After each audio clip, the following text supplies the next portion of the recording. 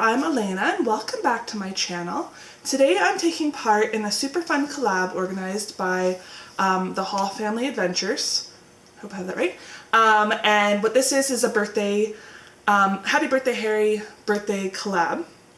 And we're each supposed to be doing something creative. I know a lot of people did makeup looks last time. I made butterbeer. This time I'm thinking outside of birthday and I am making Christmas ornaments. I decided to try to make these for my own personal tree. So I will be showing you guys, I'll be trying to do something new with taking a video and showing you guys step by step on how to make these. I have pre-made different steps so it doesn't take me an hour and a half to show you like it does to make the ornaments. So stay tuned if you want to learn how to make these beautiful ornaments, and go follow all the channels down below if you want to see what other people are doing. And it's really hot in my studio, so I apologize ahead of time. And I'm testing out a new camera because my other one can't get the right angles that I'm looking for. So bear with me, I apologize. But yeah, so this is my craft that I will be making today for the Happy Birthday Harry collab. And I want to see if you guys make them. Find me on Instagram. I am Alaina's Pin Addiction. And tag me in how you made them because I would love to see. So let's go check it out. Alright, so this is the ornament we're going to try to make here, and this is obviously for Harry Potter. It is our Gryffindor themed. I've had to record my video twice now because my camera keeps shifting, so I really hope that this one stays. So the first thing we're going to start off, we're going to put that off to the side. The first thing we're going to do is we're going to get our main piece, which is a styrofoam ball. I use a 3-inch styrofoam ball. That's the way the pattern was originally taught to me. And what you have to do is find the center. I like to put a little dot in. I use a pen, to be honest, because I'm broke. Because it's the easiest way. Some styrofoam balls actually have an imprint in it. These ones didn't because they were cheap and I didn't care. The next thing we have to do is we have to get our fabric. So for the center, I have chosen this fabric right here. I really like the way it looks, and the pattern in the middle is actually approximately 1 inch by about 1 inch, which gives me a good range for making my center of my ornament.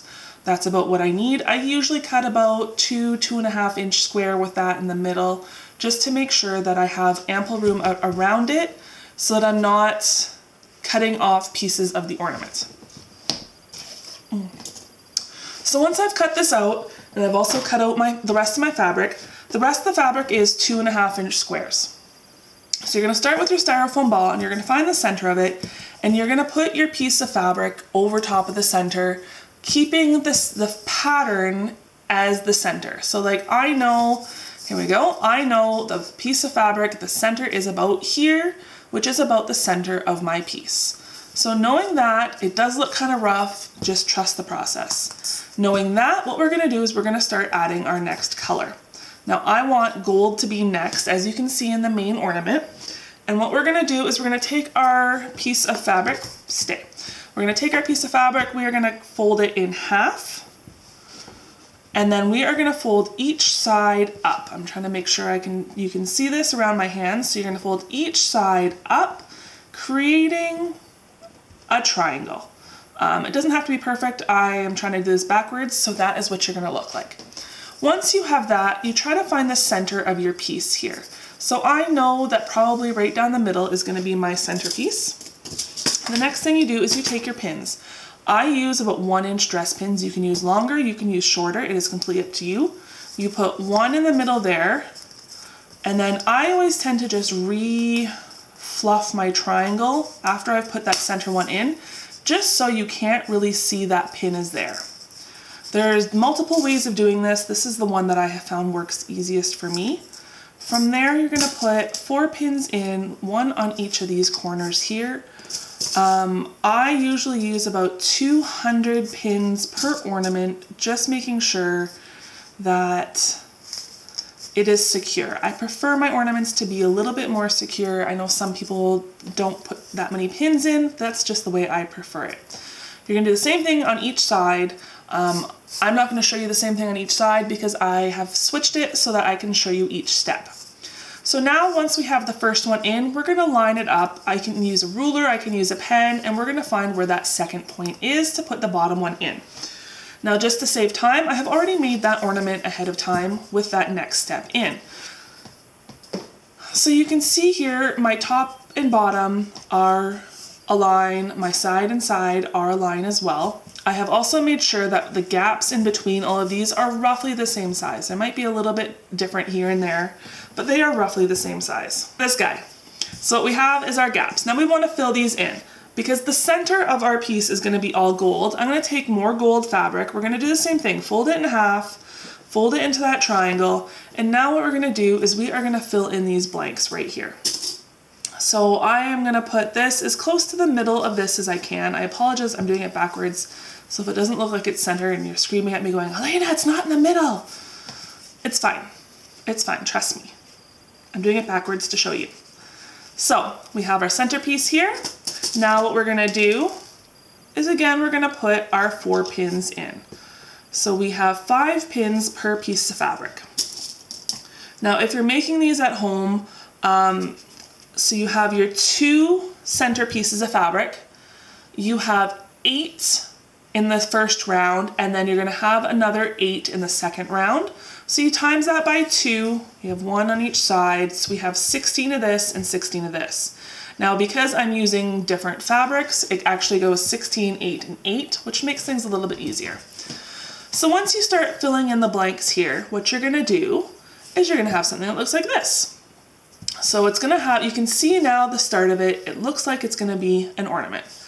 So from here, what I'm gonna do is I'm gonna go to my next color. I have my red, I have my triangle again, and what I wanna do is I wanna go to that first level down. I want to make sure that I am putting them all in the same piece to start with, and you can choose how far you want them in. I usually go about a finger in, but you can make them smaller to have less gold, you can make them bigger to have more gold. It is completely up to you how you want the finished ornament to look. So what I tend to do is I will have my pin go into the center line of the underlying fabric. So once it's in, you push it in, you do the exact same thing. You're gonna unfold it, make sure that pin is in, and refold it just so that you are actually hiding that pin, because you can't see the pins in most of my ornaments.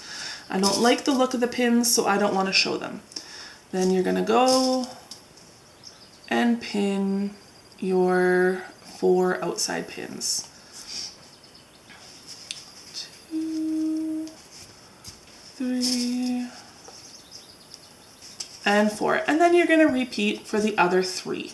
So you want to have 4 pieces of that red all the way around. And it will look something like this.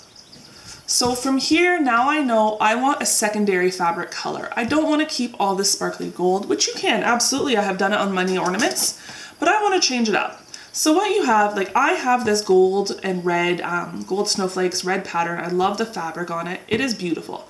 And you can really fold this in any way, shape, or form you want to. If you want to have like a specific snowflake on there, if you want to have a different pattern, you want to show less snowflakes for some, it is completely up to you.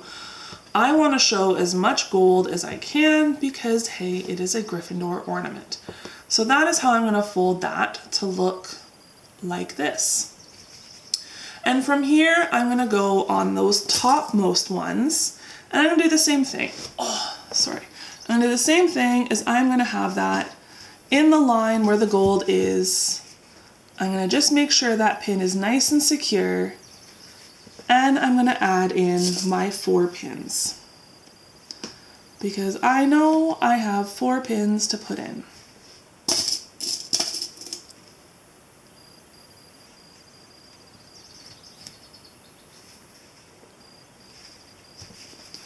So then you're going to repeat on the other 3. Oh, that was upside down. You're going to repeat all the way around and make sure that you're covering, and you're trying to keep them all about the same. So I know I want all of these ones to be about that same width away from the gold. Because it wouldn't make sense to have this one sitting up here, this one all the way down here. So we're going to try to make sure they're all about level. So at the end, that's what you're going to look like. Now, what you're going to do is you're going to look at the outside seam, And you're going to see approximately how wide your gap is between the two pieces of fabric. Now this one doesn't show it very well because I'm obviously not done. The other side is still incomplete. However, I'll show you on this one, which is another ornament I made. It is a Hufflepuff one. And so what this is it tells me that I need approximately an inch worth of ribbon to cover all my pins. I want to hide the seam, I want to hide the pins. I don't want any of that showing because to me that isn't pretty. So I have about an inch, this is how I go by my thumb. See, my inch ribbon is about the same width as my thumb, so that's how I know that's about what I need. And I go around and I use hot glue. It is easy peasy, I just glue around as I go. And at the end, so I want my ribbon to meet at the top.